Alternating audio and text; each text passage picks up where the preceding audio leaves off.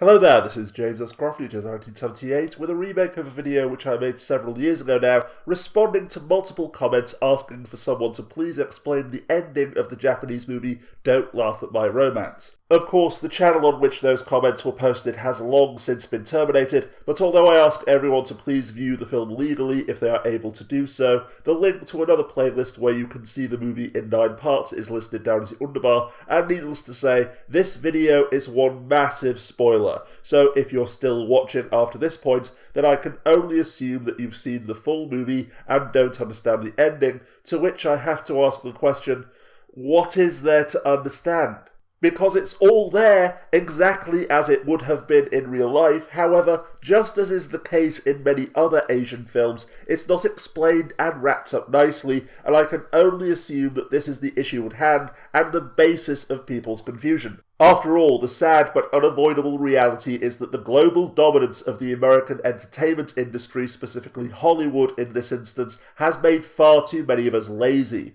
We are so used to having everything explained for us and handed to us on a platter, even in many cases being told what to think, what to feel and when, that we are comfortable shutting off our minds altogether and simply enjoying the show. Indeed, this is the same kind of problem that many people have with my videos discussing real-world issues on my other channels here on YouTube. The fact that they want everything to be explained and wrapped up for them in the simplest possible terms and with the minimum effort on their part. However, the irony is that although people ask for someone to explain the ending of movies such as Don't Laugh at My Romance, just as is the case with many other Asian movies, there is no ending in the Hollywood sense of the term, because instead of being a story designed to appeal to the lowest common denominator, the Asian cinema which I adore in particular is intended to reflect real life, serving as a glimpse into the lives of the characters, and meaning that just as there is no ending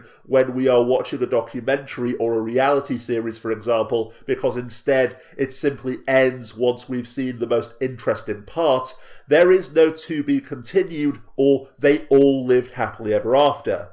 The woman he loves has gone to India without a word, demonstrating just how little their relationship meant to her. And having always had a crush on him, the girl who's chased him for years has now given up on him entirely. After all, even though she's thousands of miles away and doesn't love him in the slightest, he still loves Yuri, and nothing can ever change that. Sitting on the rooftop feeling sorry for himself, he watches as his best friend kisses the girl who's been chasing him for so long. The two of them laugh about it and flirt playfully for a while, just as people would do in real life. No grand melodramatic declarations of love, instead merely messing around together until maybe going out for a drink or going back to his place to Netflix and chill. And after seeing all of this, still pining after Yuri, he keeps trying to get the heart-shaped lighter which she gave him to work. After about 100 clicks it finally lights, symbolising how the flame that he holds for Yuri is still burning in his heart, because, to quote the final caption of the film before the credits roll, just because you can't be together, it doesn't mean that it's over.